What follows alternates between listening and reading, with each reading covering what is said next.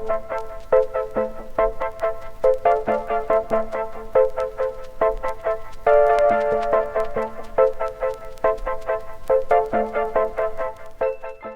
everyone, this is Dave from Geekanoids and this is my full review of the Sony PS Vita. Now I've had this particular one for a couple of weeks now, but today is the day that most of you in the UK are going to be either getting your PS Vitas delivered or in fact picking them up from your retail outlet. Now this particular one I was lucky enough to get early. This is my review model from Vodafone.co.uk.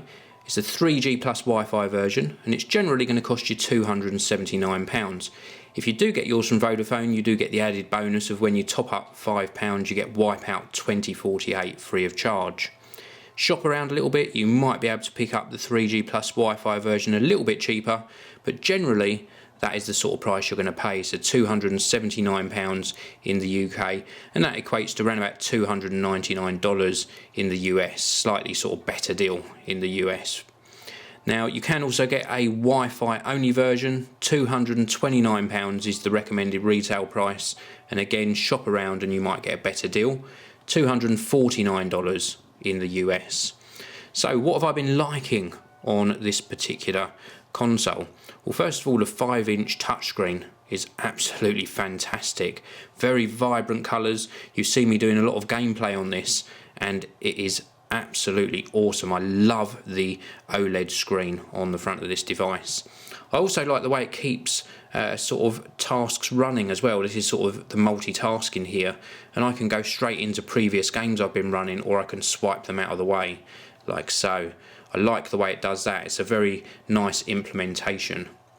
I also like the way that these little bubbles wobble as you move through the screens.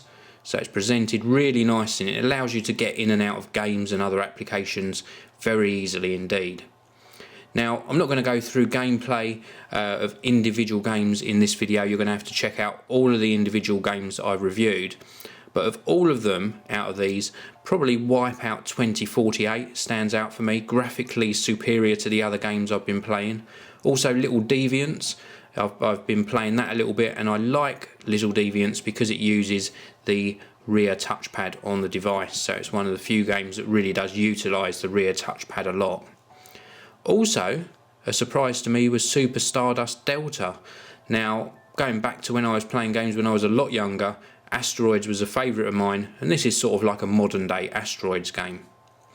The control methods, well, the touchscreen works well for most games. It didn't work very well for Virtua Tennis 4, you're better off playing that with the physical buttons.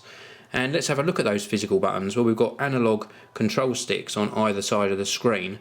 These are very, very tactile, a good amount of sensitivity, and they've just placed these just in the right position and given them the right feel, so really good for playing games with.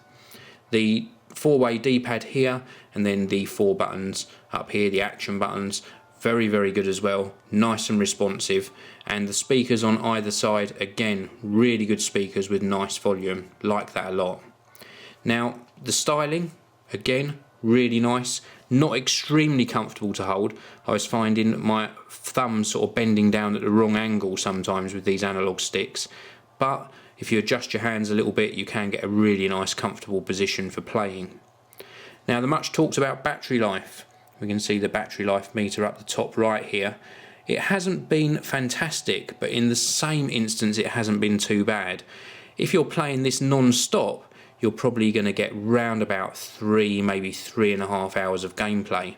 But if you're jumping in and out of games throughout the day, you'd probably get a full day's use out of this between charges.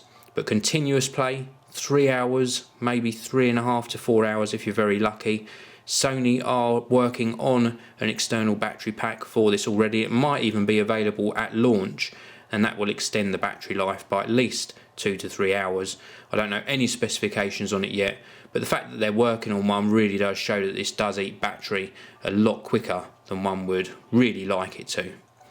The build quality, well, very, very nice build quality. Loving the sort of metal feel to the outside. I'm not sure if it is actually metal, but it certainly feels very well made. Under here, this hides the sort of the game cards and the various slots. We've got extra slots on the underside here. We've got another slot on this side here for the SIM card. I think the SIM card goes in there. This is for the memory card, and then we've got like the charging port here and the headphone jack. So everything really nicely positioned, and it feels like just a good quality console. Performance, well, you can see that when I've been playing Wipeout 2048. A rock solid performance, and it's moving a lot of data on the screen with virtually no lag really, and that's down to the really good coding in Wipeout 2048. When I was playing the likes of Virtua Tennis 4, even though I struggled with the touchscreen control method, even when you're playing it with the physical buttons, I find that was quite a laggy game. You know, I was expecting more response from the players, and there was a definite lag when you tried to move them. Again, as I say, even using these physical controls on the game, I wasn't impressed with Virtua Tennis 4. Overall though, a really nice experience. My only issue is with the pricing.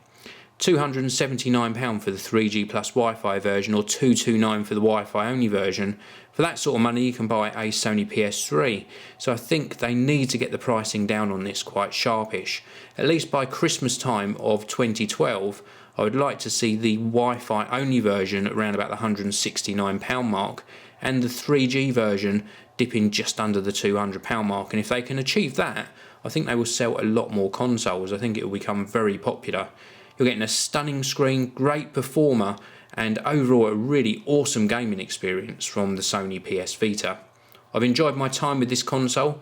I will be picking one up. Personally, I'm going to wait until the prices drop slightly, but overall I can certainly recommend it. It is really good for gaming on the go. So thanks very much for watching. Please do hit that like button. Please subscribe to the channel, and I will see you all in the next video.